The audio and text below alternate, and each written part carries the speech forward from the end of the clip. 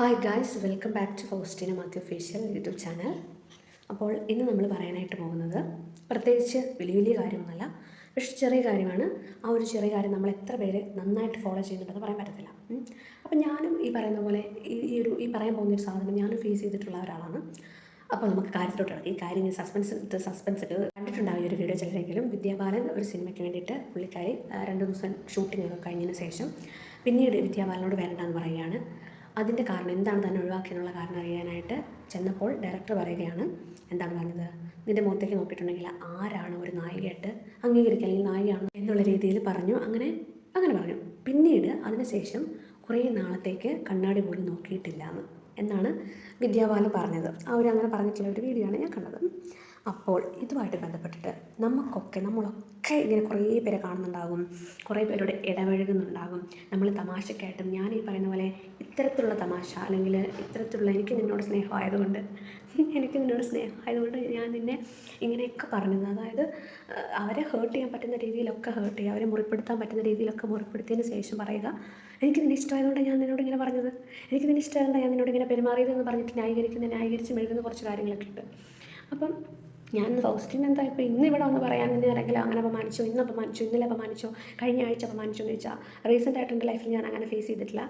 പക്ഷേ എൻ്റെ ചെറുപ്പത്തിലൊക്കെ ഞാൻ ഫേസ് ചെയ്തിട്ടുണ്ട്. എന്നോട് പലരും കളിയാക്കിയിട്ടൊക്കെ പല കാര്യങ്ങളും പറഞ്ഞിട്ടുണ്ട്. കാക്ക വിളിച്ചാൽ കൊക്കാകുമോ, ഫെയർ ആൻഡ് ലവ്ലി ഇട്ടാൽ മതി എന്നൊക്കെ പറഞ്ഞ് എന്നെ കളിയാക്കിയിട്ടുള്ളവരെ കുറേ പേരൊക്കെ ഉണ്ട്. പക്ഷേ അന്ന് എനിക്ക് തോന്നി ഞാനൊരു കുഞ്ഞായിരിക്കും, പക്ഷേ ടീനേജിനൊക്കെ മുൻപ് ഒക്കെ ഇങ്ങനെ പറയുമ്പോൾ ഞാൻ ആ കൂട്ടത്തിലിരുന്ന് ചിരിച്ചിട്ടുണ്ടെങ്കിലും എനിക്ക് അതൊന്നും അത്ര ഇഷ്ടപ്പെട്ടിട്ടൊന്നും ഉണ്ടായിരുന്നില്ല. എനിക്ക് വിഷമമൊക്കെ വന്നിട്ടുമുണ്ട്. ഇപ്പോഴും നമ്മളെ കളറിൻ്റെ പേരിലൊക്കെ ചിലപ്പം ചിലർ കളിയാക്കും, നീ അങ്ങനെയാ, നീ ഇങ്ങനെയാ, നിൻ്റെ കണ്ണങ്ങനെയാ, നിൻ്റെ പിരികം അങ്ങനെയാ, നിൻ്റെ മൂക്കങ്ങനെയാ, നിൻ്റെ ചുണ്ടിങ്ങനെയാ എന്നൊക്കെ പറഞ്ഞ് ചിലപ്പോൾ കളിയാക്കുന്നവരുണ്ടാകും. പക്ഷേ നമ്മളങ്ങനെ ചെയ്യാതിരിക്കുക. എനിക്കിപ്പോൾ എൻ്റെ നെഞ്ചത്ത് കൈവച്ചിട്ട് എനിക്ക് പറയാൻ പറ്റും, ഞാനൊരിക്കലും ഒരാളെ അങ്ങനെ കളിയാക്കത്തില്ല എന്നുള്ളത്. അതിപ്പോൾ എനിക്ക് വേറെ ഒരാളെ എന്നെ കളിയാക്കുന്ന ഇഷ്ടമല്ല എന്നുള്ള ആ ഒരു പോയിൻ്റ് ഉണ്ട്. ഞാൻ വേറെ ഒരാളെ ആ ഒരു രീതിയിൽ ഹേർട്ട് ചെയ്യാത്തതിൻ്റെ കാരണം ഒരിക്കലും ഒരാളുടെ മുഖത്തൊക്കെ തമാശയ്ക്ക് വേണ്ടിയിട്ടോ നീ ബെറ്റർ ആകാൻ വേണ്ടിയിട്ടാണ് ഞാനിത് പറയുന്നത്. എനിക്ക് നിന്നോട് സ്നേഹമുള്ളതുകൊണ്ടാണ് ഞാനിങ്ങനെ പറയുന്നത്. ഇതാണ് നമ്മൾ ന്യായീകരിക്കും. ഇപ്പോൾ ഫ്രണ്ട്സിൻ്റെ ഇടയ്ക്കാണെങ്കിൽ നീ എൻ്റെ ബെസ്റ്റ് ഫ്രണ്ട് അല്ലേ, അതുകൊണ്ടാണ് ഞാനിങ്ങനെ പറഞ്ഞത് എന്ന് പറയും. എനിക്കൊന്നും കളിയാക്കലൊക്കെ ബോയ്സിൻ്റെ ഇടയ്ക്കാണ് കുറച്ച് അധികം ഉള്ളത്. ബോയ്സ് അത് മനസ്സിലാക്കത്തില്ല അങ്ങനെയാണ്. പക്ഷേ മനുഷ്യന്മാരുടെയൊക്കെ ഹൃദയം ഒരേപോലെ തന്നെയാണല്ലോ. ഹൃദയം എന്ന് പറയുന്നത് ഒരു ഇമോഷൻ ഉള്ളൊരു സാധനമാണല്ലോ. ഈ ഇമോഷൻസ് ഒക്കെ ഉള്ള എല്ലാവർക്കും ഇതൊരു ഫീലാകും. സോ പെട്ടെന്ന് വന്ന് പറയാനായിട്ട് തോന്നി, ഇവളെന്ത് പോയി പറയുന്നത്, ഇവക്കെന്ത് കാര്യമായിട്ട് പറ്റിയിട്ടുണ്ട് എന്നൊന്നും അല്ല ഞാൻ ഉദ്ദേശിച്ചത്. നമ്മളിപ്പോൾ ബെറ്റർ ആകാൻ പറ്റും. ഇപ്പം നിങ്ങൾ അങ്ങനെ ചെയ്യുന്ന ഒരാളാണ് എങ്കിൽ ഒന്ന് ചിന്തിച്ച് നോക്കും, ഒന്ന് റീതിങ്ക് ചെയ്യുക. ഞാനിങ്ങനെ ചെയ്യുന്ന ഒരാളാണോ, ഞാൻ വേറെ ഒരാളുടെ കളറിനെ കുറിച്ച് ഇങ്ങനെ പറയാറുണ്ടോ, ഞാൻ വേറെ ഒരാളുടെ ഡ്രസ്സിനെ കുറിച്ച് ഇങ്ങനെ പറയാറുണ്ട്, എനിക്ക് അവരുടെ ബോഡീനെ കുറിച്ച് പറയാറുണ്ട്. ഈ ചിലരുടെയൊക്കെ പ്രത്യേകിച്ച് നമ്മൾ പെൺപിള്ളേരുടെയൊക്കെ കേസ് എടുക്കുമ്പോൾ, പെൺപിള്ളേരുടെ കേസ് വെച്ച് പെൺപിള്ളേരെ പറ്റി പറയുമ്പോൾ ഞാൻ പറയാറുണ്ട്, അവൾ ഭയങ്കര മെലിഞ്ഞിട്ടാ, അവൾ ഭയങ്കര തടിച്ചിട്ടാ. നിങ്ങൾക്കൊക്കെ അറിയത്തില്ലാത്ത, എനിക്ക് തോന്നുന്നു എല്ലാ പെൺപിള്ളേർക്ക് പോലും അറിയത്തില്ലാത്ത കുറച്ച് കാര്യങ്ങളൊക്കെ ഉണ്ട്, പെൺപിള്ളേരാണെങ്കിൽ കൂടി. ആൺപിള്ളേർ അങ്ങനത്തെ കളിയാക്കും എന്ന് എനിക്കറിയത്തില്ല, അതിന് ഞാൻ അങ്ങനെ ജനറൽ വൈസ് പറയുന്നില്ല. പക്ഷേ കളിയാക്കാവുന്നവർക്ക് പകുതി പേർക്ക് അറിയത്തില്ലാത്ത ചില കാര്യങ്ങളുണ്ട്. ഒത്തിരി മെലിഞ്ഞിരിക്കുന്നതിൻ്റെ പിറകിൽ വേറെ എന്തെങ്കിലും റീസൺസ് ഉണ്ടാകും, ഒത്തിരി തടിച്ചിരിക്കുന്നതിന് എന്തെങ്കിലും റീസൺസ് ഉണ്ടാകും. നമ്മൾ അതുമായിട്ട് ഫൈറ്റ് ചെയ്യുമ്പോഴായിരിക്കും നിനക്ക് ഭയങ്കര തടിയാണല്ലോ എന്ന് പറഞ്ഞിരുന്നത്, നീ ഭയങ്കര മെലിഞ്ഞിട്ടാണല്ലോ എന്ന് പറഞ്ഞിരുന്നത്. നമ്മൾ വേറൊരാളെയും ജഡ്ജ് ചെയ്യാതിരിക്കുക. നമ്മൾ ഒരിക്കലും ഇങ്ങനത്തെ കൂട്ട് കാര്യങ്ങളൊക്കെ പറഞ്ഞ് ആരും വേദനിപ്പിക്കാതിരിക്കുക. ഇപ്പം നമ്മളൊരു തേർഡ് പേഴ്സണോട് പറയുന്ന പോലെയല്ല ഡയറക്റ്റ് പറയുമ്പോൾ, തമാശക്കാണെങ്കിൽ പോലും. ചിലപ്പോൾ ആ വ്യക്തിയുടെ നേരത്തെ വിദ്യാബാലൻ പറഞ്ഞാൽ കുറേ നാളത്തേക്ക് കണ്ണാടി പോലും നോക്കിയിട്ടില്ല എന്ന് പറയുന്നുണ്ട്. നമ്മളിപ്പോൾ ഒരു ഡിപ്രഷനിലോട്ടോ അല്ലെങ്കിൽ നമ്മളുടെ മൈൻഡ് ഒന്ന് ഇതായി പോകാനോ ഒക്കെ ആയിട്ട് ഒത്തിരി കാര്യങ്ങൾ ഒരു പാരാഗ്രാഫായിട്ട് അല്ലെങ്കിൽ ഒരു അരമണിക്കൂർ പ്രസംഗം പറഞ്ഞാൽ മാത്രമേ ഒരാളുടെ മൈൻഡ് മാറുള്ളെന്നോ ഒരാളെ ഹേർട്ട് ചെയ്യുള്ളെന്നോ ഒരാളുടെ ഹൃദയം മുറിവുള്ളതെന്നൊന്നും നമുക്ക് പറയാൻ പറ്റത്തൊന്നുമില്ല. അപ്പോൾ എന്തിനാ ഞാനിങ്ങനെ വന്ന് പറയുന്നത്, ദേഷ്യപ്പെടുന്നുണ്ട് എനിക്കറിയത്തില്ല. പക്ഷേ ഇത് കേട്ടപ്പോൾ എനിക്ക് എന്തെങ്കിലും ഒരു വീഡിയോ ചെയ്യണം തോന്നി. ആർക്കെങ്കിലും ഒരാൾക്ക് ഉപകാരപ്പെടുകയാണെങ്കിൽ, ആരുടെങ്കിലും ഒരാളുടെ മൈൻഡ് മാറുകയാണെങ്കിൽ ആ ഒരു കാര്യത്തിലോട്ട് മാത്രമേ ഞാൻ ഇപ്പോൾ ഫോക്കസ് ചെയ്ത് ഈ ഒരു വീഡിയോ ചെയ്യുന്നത്. അപ്പോൾ നമ്മൾ ശ്രദ്ധിക്കുക, ഞാൻ ഒരാളെ ഇങ്ങനെ കളിയാക്കിയിട്ട്, അല്ലെങ്കിൽ നിനക്ക് ഈ രോഗമല്ലേ, ഇപ്പം ഈ ഒരു തടി കൂടുന്നതിനെക്കുറിച്ചും മെലിയുന്നതിനെക്കുറിച്ചൊക്കെ പറയുമ്പം മെയിനായിട്ട് പെൺപിള്ളേരെ സംബന്ധിച്ചിടത്തോളം അല്ലെങ്കിൽ ഗേൾസിനെ വുമൻസിനെയൊക്കെ സംബന്ധിച്ചിടത്തോളം പെട്ടെന്ന് തടി കൂടുകയും അല്ലെങ്കിൽ വല്ലാണ്ട് തടി കുറയുകയൊക്കെ ചെയ്യുന്നത് ഹോർമോണൽ ഇംബാലൻസിൻ്റെ ഒരു പ്രശ്നമുള്ളതുകൊണ്ടായിരിക്കും.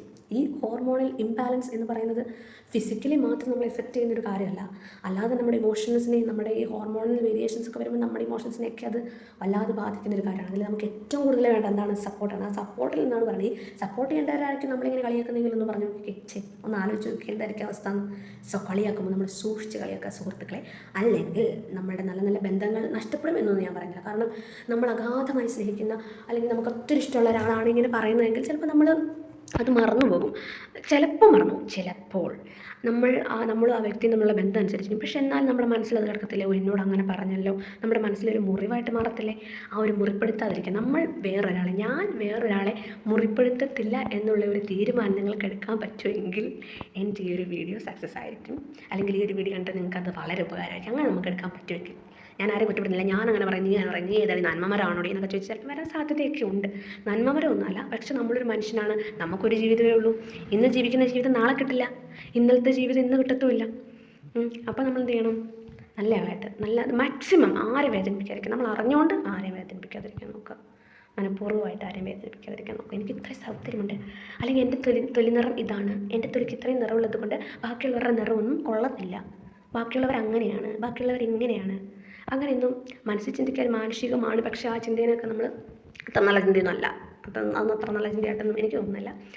സോ നിങ്ങൾക്ക് കമൻറ്റ് ചെയ്യാവുന്നതാണ് എൻ്റെ ഈ ഒരു വീഡിയോയോട്, അല്ലെങ്കിൽ എൻ്റെ ഈ ഒരു അഭിപ്രായത്തിനോട് നിങ്ങൾക്ക് കമൻറ്റ് ചെയ്യാവുന്നതാണ്. അഭിപ്രായത്തിനോട് യോജിക്കുന്നവർക്കും അതേപോലെ തന്നെ ഈ ഒരു അഭിപ്രായത്തിനെതിരായിട്ടുള്ളവർക്കും അതുപോലെ തന്നെ ഇതുമായിട്ട് റിലേറ്റഡ് നിങ്ങൾക്ക് എന്തെങ്കിലും എക്സ്പീരിയൻസസ് ഉണ്ടെങ്കിലും എല്ലാം നിങ്ങൾക്ക് കമൻറ്റ് ചെയ്യാവുന്നതാണ്. So this is Faustina Mathew signing off. Bye. Please like, share, subscribe.